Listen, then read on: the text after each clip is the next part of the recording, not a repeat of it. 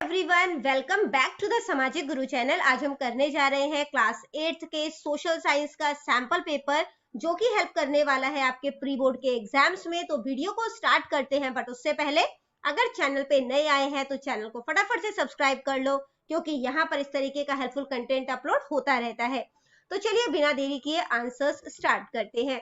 तो सबसे पहले पेपर पैटर्न देख लेते हैं। पेपर आपका 80 मार्क्स का आएगा। टाइमिंग आपको 3 आवर्स की दी जाएगी। सभी क्वेश्चन जो है वो कंपलसरी है। जो क्वेश्चन पेपर है वो 6 सेक्शंस में डिवाइडेड है। पार्ट ए में मल्टीपल चॉइस क्वेश्चन है, पार्ट बी में ऑब्जेक्टिव टाइप क्वेश्चन है, पार्ट सी में शॉर्ट आंसर टाइप क्वेश्चन है, पार्ट डी में लॉन्ग आंसर टाइप क्वेश्चन है, जिसमें कि आपको इंटरनल चॉइस दी जाएंगी। ठीक है। और पार्ट ई में सोर्स बेस्ड क्वेश्चन है। पार्ट एफ जो है वो मैप रिलेटेड क्वेश्चन इसमें आपसे पूछा जाएगा।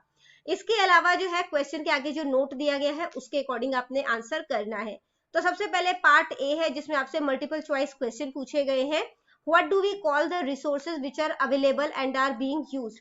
तो उन रिसोर्सेज को क्या कहा जाता है जो कि अवेलेबल है और जिनका कि हम इस्तेमाल जो है वो करते हैं। ठीक है, मतलब अवेलेबल भी है और उनका हम इस्तेमाल भी करें, तो उन्हें कहा जाता है डेवलप्ड रिसोर्सेज। क्या कहा जाता है? Developed resources. नेक्स्ट है, which of the following is not a natural resources. इसमें से कौन सा नेचुरल रिसोर्सेज नहीं है, यानी कि प्रकृति ने हमें नहीं दिया। तो आंसर है इंडस्ट्रीज। अगला क्वेश्चन है, which mineral is needed to make steel from iron. कौन से मिनरल का इस्तेमाल किया जाता है स्टील बनाने के लिए आयरन से। तो आंसर है मैंगनीज।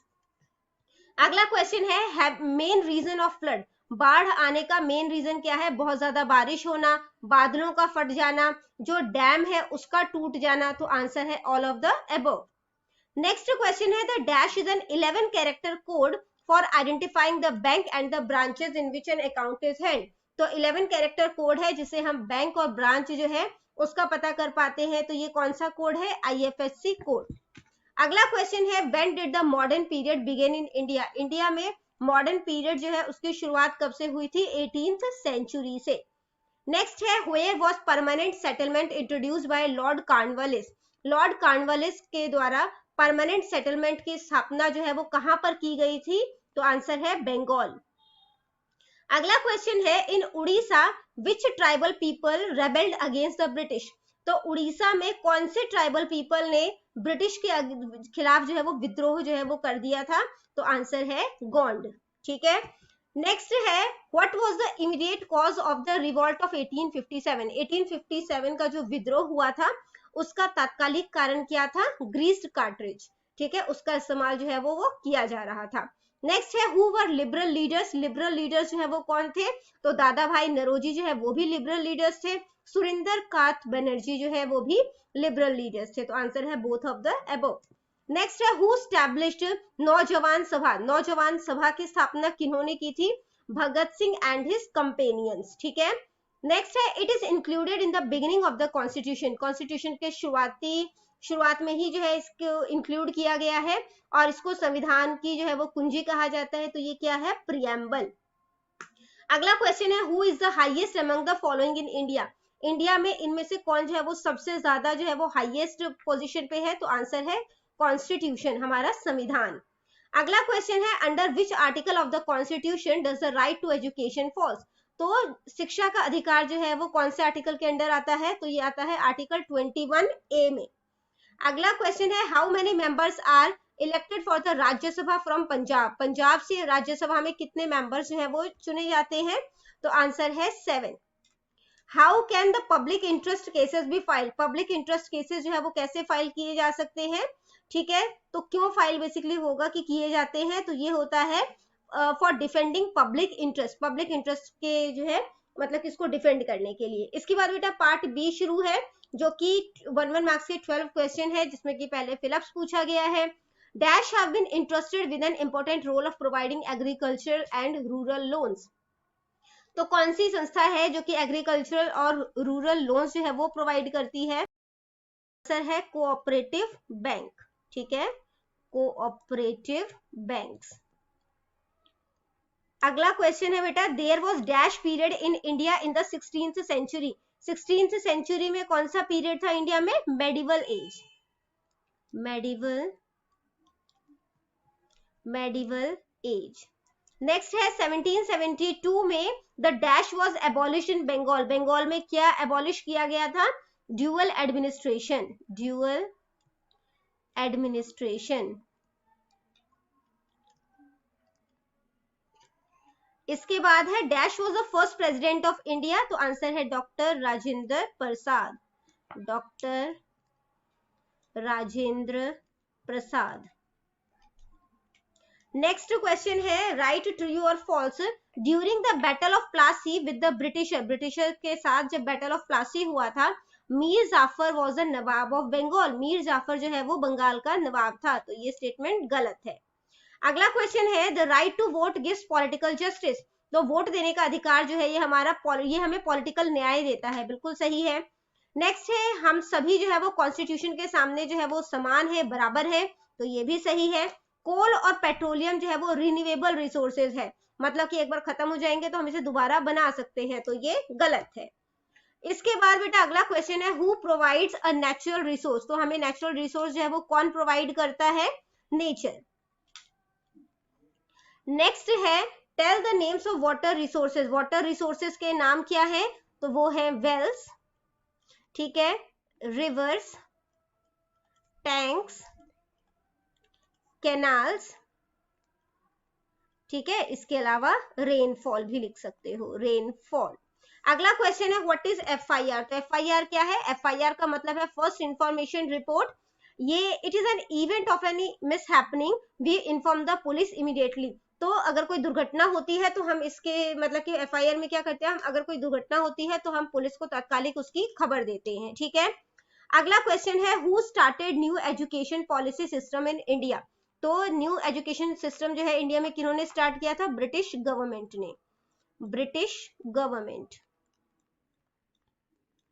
अगला क्वेश्चन बेटा पार्ट सी से है, ठीक है। आंसर जो है वो 30 to 50 वर्ड्स में करना है, और ये दो नंबर के जो है वो क्वेश्चन है। How can you conserve the resources properly. आप संसाधन को किस तरीके से संरक्षित रख सकते हैं? तो आप इनको बर्बाद नहीं करेंगे, एक ही रिसोर्स का बार बार इस्तेमाल करेंगे या उसको रिसाइकल करने की कोशिश करेंगे। रूल्स जो है वो इनके मतलब कि कैसे इसका इस्तेमाल किया जाए उसके लिए रूल्स जो है वो बनाने चाहिए।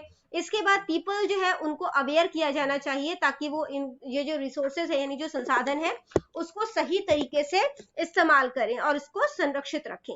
अगला क्वेश्चन है अर्थक्वेक क्या है और इसे कैसे नापा जाता है। तो जो अचानक से धरती हिल जाती है, sudden shaking of part of the earth, उसको अर्थक्वेक कहा जाता है। और intensity of the earthquake is measured on the 2 scale. तो जो स्पीड है या जो इसकी तीव्रता है उसको जो 2 स्केल्स में नापा जाता है, या तो रिक्टर स्केल में या मार्कलिस स्केल में। अगला क्वेश्चन है write down the 2 reason of decline of small scale industries in India. India में स्मॉल स्केल इंडस्ट्री का डिक्लाइन यानी कि पतन होने का 2 रीजन जो है वो क्या है वो आपने बताना है, ठीक है। तो सबसे पहला जो रीजन है वो है कि कमोडिटीज का यानी जो सामान था, ठीक है, उसका काफी ज्यादा हाई रेट था। दूसरा जो रॉ मटेरियल था वो एक्सपोर्ट किया जा रहा था, ठीक है। देखो क्या पॉइंट है यहाँ पर, export of raw material from India to England. India से रॉ मटेरियल को एक्सपोर्ट किया जा रहा था इंग्लैंड में, ठीक है।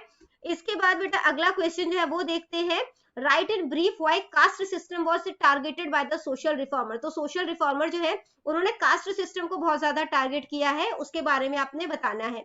तो लोअर कास्ट के लोगों को जो है वो अछूत समझा जाता था, अनटचेबल समझा जाता था, उनको जो है ऐसे काम करने के लिए फोर्स किया जाता था जो वो नहीं करना चाहते थे, जैसे कि स्वीपिंग, जूते बनाना, ठीक है, डेड एनिमल्स जो है उनकी बॉडी को डिस्पोज करना, उनकी स्किन्स वगैरह निकालना, लेदर बनाना। Many caste reform movement was started to end the atrocities committed by the upper caste people on the lower caste people. तो काफी सारे जो है इसके लिए इसके खिलाफ जो है वो रिफॉर्म्स वगैरह जो है हुए हैं, ठीक है, ताकि ये जो है इस तरीके के जो टॉर्चर उनको किए जा रहे हैं वो बंद हो सके। अगला क्वेश्चन है कि लिटरल मीनिंग जो है पार्लियामेंट का क्या है वो आपने बताना है। तो पार्लियामेंट वर्ड जो है वो फ्रेंच वर्ड से लिया गया है पार्लर, जिसका मतलब होता है बातचीत करना। तो पार्लियामेंट एक ऐसी जगह है जहां पे कॉन्वर्सेशन होता है और नेशनल और इंटरनेशनल इश्यूज जो है उस पर डिस्कस किया जाता है, ठीक है। अगला क्वेश्चन है जुडिशियरी क्या है। तो कोर्ट जो कि हमें जस्टिस प्रोवाइड कराते हैं उसको जुडिशियरी कहते हैं। Judiciary has been termed as a protector of our constitution and democracy. तो जुडिशरी जो है वो हमारे संविधान और हमारे डेमोक्रेसी के रक्षक हैं।